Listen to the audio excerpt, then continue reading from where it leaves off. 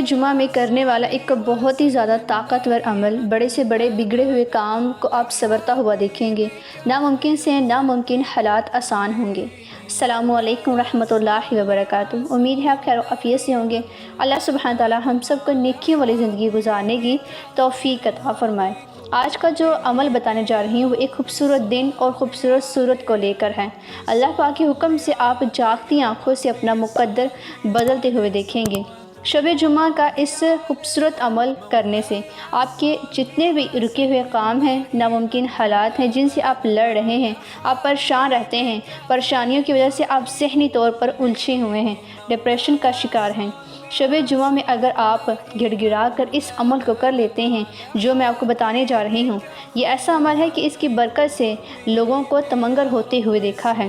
بتائے یہ عمل کے مطابق اگر آپ کرتے ہیں تو آپ کا مسئلہ ضرور حل ہوگا، آپ کا مقصد ضرور پورا ہوگا۔ اس لیے مکمل وظیفے کو جاننے کے لیے ویڈیو کو وداؤٹ سکپ کے آخر تک ضرور دیکھیں، تاکہ جب آپ عمل کریں تو عمل کرنے میں آپ سے کوئی بھی بات مس نہ ہو جائے۔ چلتے ہیں آج کے ٹاپک کی طرف۔ آپ نے جس سورہ کو پڑھنا ہے وہ قرآن پاک کی پہلی سورت کہلاتی ہے، سورۃ الفاتحہ۔ شب جمعہ کا وظیفہ جاننے سے پہلے سورۃ الفاتحہ کی فضیلت بھی جان لیجئے۔ کسی بھی وظیفے یا عمل کو کرنے سے پہلے اس کی اہمیت اور فضیلت کو جاننا بہت ہی زیادہ ضروری ہے۔ سورۃ الفاتحہ جو ہے اس کی فضیلت کے بارے میں کئی احادیث اور اقوال موجود ہیں۔ کچھ اہم نکات بھی ہیں جو میں آپ کے ساتھ شیئر کرنے جا رہی ہوں، جیسے کہ سب سے پہلے قرآن پاک کا آغاز۔ سورۃ الفاتحہ قرآن پاک کی پہلی سورت ہے، یعنی کہ قرآن پاک کا آغاز جس سورت سے ہوتا ہے وہ سورۃ الفاتحہ ہے، اور اسے ام الکتاب یعنی کہ کتاب کا آغاز بھی کہا جاتا ہے۔ اس سورت کو ہر رکعت میں پڑھنا واجب ہے۔ نبی پاک صلی اللہ علیہ وآلہ وسلم نے فرمایا کہ نماز کے بغیر سورۃ الفاتحہ کی تلاوت نہیں ہوتی، اور اس کو اگر شفا کہا جائے، یعنی کہ سورۃ الفاتحہ کو شفا اور دعا کے لیے خاص طور پر پڑھنے کی تاکید کی گئی ہے۔ یہ ایک روحانی اور جسمانی بیماریوں کے لیے بہت ہی زیادہ مفید بھی سمجھی جاتی ہے۔ نبی پاک صلی اللہ علیہ وآلہ وسلم نے فرمایا ہے کہ یہ سورت اللہ پاک کی طرف سے خاص طور پر نازل کی گئی ہے، اور اس سے دعاؤں کا ایک بہت ہی خاص مفہوم بھی شامل ہوتا ہے۔ اللہ پاک کی اس سے رحمت بھی ملتی ہے، یعنی کہ اس صورت میں اللہ پاک کی رحمت، ہدایت اور بندے کی حاجتوں کا ذکر بھی کیا گیا ہے، جو کہ اس میں یعنی کہ مومن کے لیے بہت ہی زیادہ ضروری ہے، کیونکہ مومن کے لیے سب سے زیادہ ضروری چیز ہوتی ہے دعا، اور مومن کی دعا کا حصہ جو ہے وہ بنیادی قرار دیا جاتا ہے۔ سورۃ الفاتحہ کے یہ فضائل جو ہیں اسے مسلمانوں کی زندگی میں ایک خاص مقام عطا کرتی ہیں، اور اس کی تلاوت کو بہت ہی زیادہ اہمیت دی جاتی ہے۔ اس خاص صورت کو لے کے احادیث مبارکہ بھی جان لیتے ہیں۔ احادیث مبارکہ میں اس کی اہمیت اور اس کو پڑھنے کے بارے میں کیا حکم آتا ہے وہ بھی ملاحظہ کیجئے۔ نبی پاک صلی اللہ علیہ وآلہ وسلم نے فرمایا جس نے نماز میں سورۃ الفاتحہ نہ پڑھی اس کی نماز نہیں ہوتی۔ حضرت ابی سعید رضی اللہ تعالیٰ عنہ نے بیان کیا کہ نبی پاک صلی اللہ علیہ وآلہ وسلم نے فرمایا سورۃ الفاتحہ ایک شفا ہے، اس کو پڑھنے سے بیماریوں کا علاج ہوتا ہے۔ اس طرح ایک اور حدیث مبارکہ میں نبی پاک صلی اللہ علیہ وآلہ وسلم نے فرمایا، اللہ سبحانہ تعالیٰ فرماتا ہے میں نے اپنے بندے کو دعا کا جواب دیا جب وہ سورۃ الفاتحہ کو پڑھتا ہے۔ اگر جنت کی کنجی کے بارے میں بات کی جائے تو اس کے بارے میں نبی پاک صلی اللہ علیہ وآلہ وسلم نے ارشاد فرمایا ہے سورۃ الفاتحہ کے بغیر نماز مکمل نہیں ہوتی، کیونکہ یہ جنت کی کنجی ہے۔ آپ لوگوں کے ساتھ ابھی چند احادیث اور فضائل کو بیان کیا گیا ہے۔ آپ کو سوچئے اگر ایک سورت کا یہ مقام و مرتبہ ہے تو 2 سورتوں کا کیا مقام و مرتبہ ہوگا، 3 سورتوں کا کیا مقام و مرتبہ ہوگا، اور بلکہ پورے قرآن پاک کا کتنا ہی بلند درجہ اور مقام و مرتبہ ہوگا۔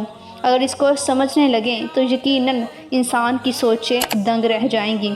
اس ایک صورت میں قرآن پاک کا خلاصہ بھی موجود ہے، جیسے کہ نبی پاک صلی اللہ علیہ وآلہ وسلم نے ارشاد فرمایا سورۃ الفاتحہ پورے قرآن کا خلاصہ ہے، اور اس کو لے کے بعض علماء نے سورۃ الفاتحہ کو آیت شفا کیوں کہا ہے؟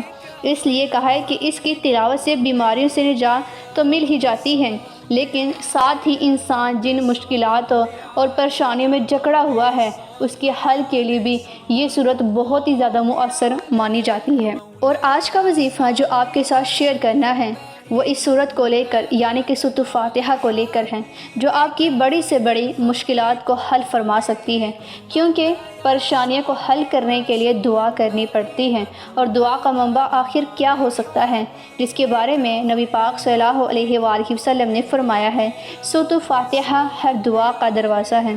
اس سے یہ ظاہر ہوتا ہے کہ یہ سورت دعا کے لیے انتہائی اہم اور مجرب ہے۔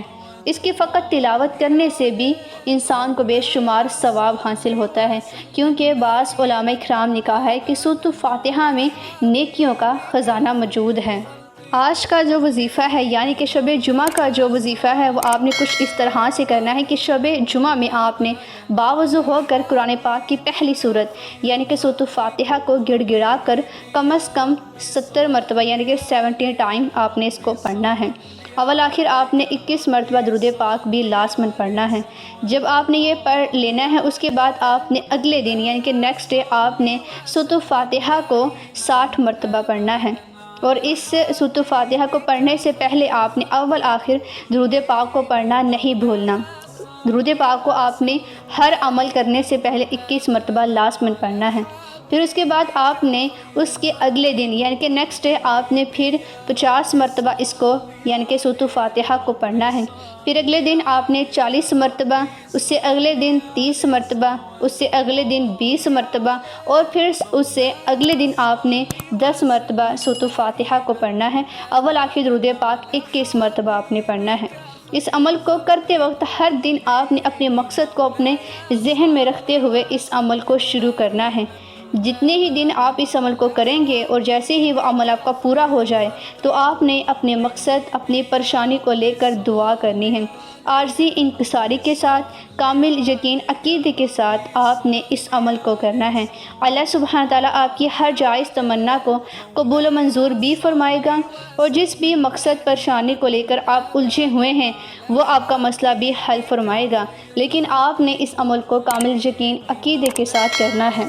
یہ عمل یعنی کہ شب جمعہ کا یہ عمل بہت ہی زیادہ خاص اور مجرب عمل ہے۔ آپ اس عمل کو اپنے کسی بھی جائز مقصد کے لیے کر سکتے ہیں۔ کوئی بھی آپ کا مقصد جائز جس سے آپ پریشان ہیں، الجھے ہوئے ہیں، رکاوٹیں ہیں، آپ اس میں خاص کامیابی چاہتے ہیں، خاص اس میں آسانیاں چاہتے ہیں تو آپ اس عمل کو کر سکتے ہیں۔ لیکن اگر آپ اس عمل کو کسی ناجائز مقصد کے لیے کرنا چاہیں گے تو آپ کو اس عمل کی اجازت نہیں ہے۔